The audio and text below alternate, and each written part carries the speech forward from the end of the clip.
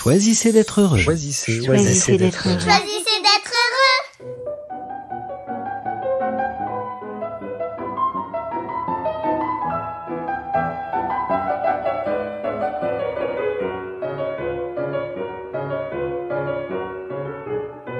Le soir tombe. C'est la fin de journée à Manhattan.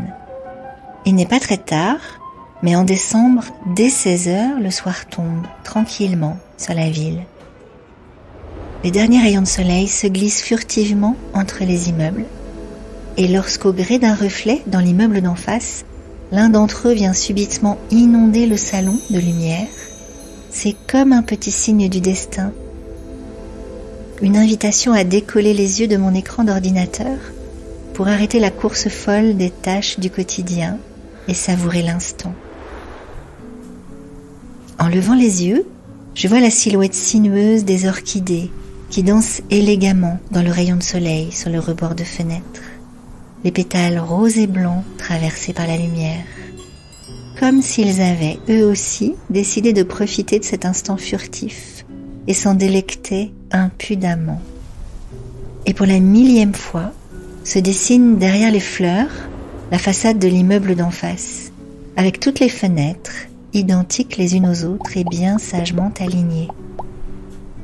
Et pour la 1000e fois, c'est comme si c'était la première fois que je les découvrais, sous cette lumière-là, ce soir, nimbée par la lumière du soir et les reflets du ciel tout clair, les vitres blanches et translucides qui forment un contraste poudreux avec le dessin de la pierre gris-rose et mat. Et c'est tout un jeu de lumière qui se met en place, alors que la lumière du soir descend petit à petit. La longue rampe lumineuse des amphis, à l'intérieur de l'université Fordham, s'éteint, alors que précisément s'allument une à une les lumières dans l'immeuble d'en face. Une petite lumière d'ambiance au salon, et puis un sapin de Noël qui scintille dans un coin, comme une lumière douce qui invite à l'apaisement. Il était à vrai dire resté allumé toute la journée, mais avec la lumière du jour qui décline, c'est comme s'il se réveillait et s'animait discrètement, comme pour inviter ses cousins dans les autres appartements à faire de même. Une télé s'allume en grand format sur le mur du fond, dans l'appartement qui fait l'angle de la rue. Et puis une autre lui répond, à l'étage au-dessus. C'est comme chaque soir, elles doivent se connaître pour être aussi bien synchronisées. Et tout en bas, sur le mur de l'église Saint-Paul-l'Apôtre, les délicats motifs des vitraux s'éveillent à leur tour, plus discrets. C'est la messe de 17h qui doit se préparer, et le petit carillon ne va pas tarder à sonner. Dans l'un des appartements en face, j'observe la bibliothèque où les livres sont sagement rangés. Dans la pièce à côté, les couleurs des dossiers bien alignées dans ce qui semble être un lieu de travail ou de télétravail peut-être. Les enfants sont rentrés de l'école, ils sont installés sur la grande table ronde de la salle à manger, affairés sur leurs devoirs du soir. Et dans la pièce à côté, le grand piano à queue est ouvert, comme toujours, éclairé par derrière, sûrement par la lumière du couloir, ce qui lui donne une silhouette encore plus monumentale dans cette toute petite pièce. Et il n'y a personne pour en jouer ce soir. On est trop occupés en ce soir de semaine.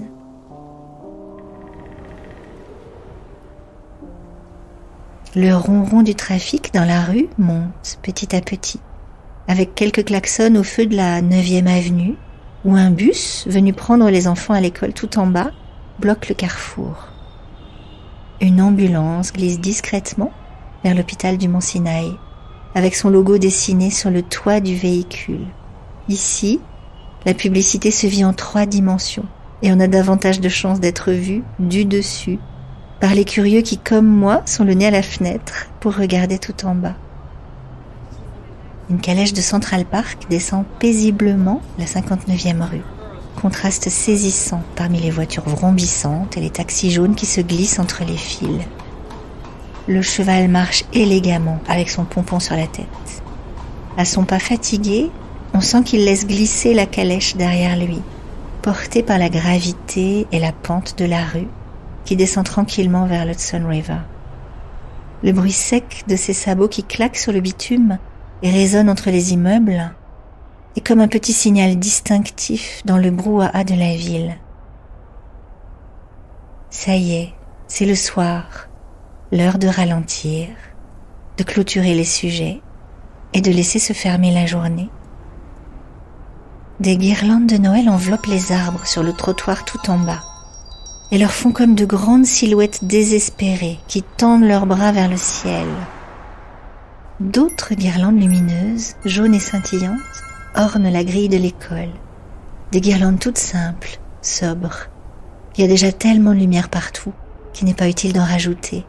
Et puis, c'est comme si la ville était tout naturellement parée de jaune, avec les panneaux de signalisation, les taxis, quelques dernières feuilles qui restent encore accrochées aux acacias.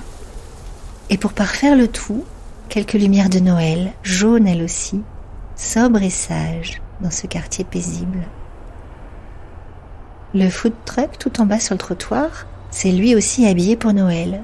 Et il a choisi de se distinguer avec sa guirlande multicolore qui clignote de tous ses feux, en plus de son enseigne arc-en-ciel et du bandeau lumineux qui circule au-dessus du comptoir pour dire aux passants « Welcome, welcome, welcome ». Il fait vraiment nuit à présent.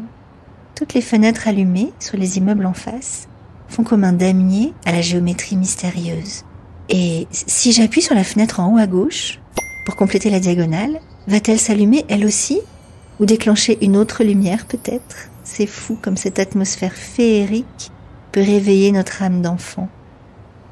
La circulation est plus dense maintenant, chacun rentre chez soi. Dans les fenêtres de l'immeuble en face, on voit le reflet des phares rouges des voitures arrêtées au feu sur la 9e avenue.